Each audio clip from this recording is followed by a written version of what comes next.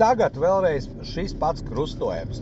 Un tagad mēs apstājamies malā un šo te krustojumu uzzīmējam. Tātad ņemam papīru un zīmējam.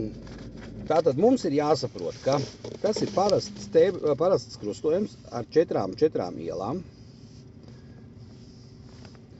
Tātad mēs atrodamies šobrīd šeit. Priekšā mēs šeit redzam zīmi braukt aizliegts. Mēs saprotam, ka no šīs puses ir zīme stop. Un secinot no tā kreisā pusē, mēs redzam šeit zīmi vienvirziena ceļš. Un secinot no tā, mums ir jāsaprot, ka mēs esam uz galvenā ceļa.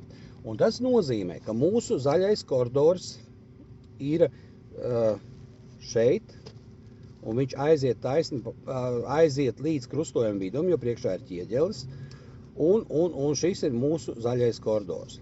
Tātad tik tālu līdz krustojuma centram mēs varam braukt.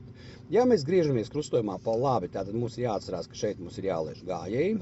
Ja mēs griežamies krustojumā pa kreisi, tātad atceramies, mēs drīkstam braukt līdz centram, apstājamies šī te vietā un dodam ceļu pretim braucošiem. Un šī vietā mēs dodam arī ceļu gājējiem, kas šķērso šo te brauktuvi. Ja, un tātad krustojumā pa kreisi viss mums ir skaidrs.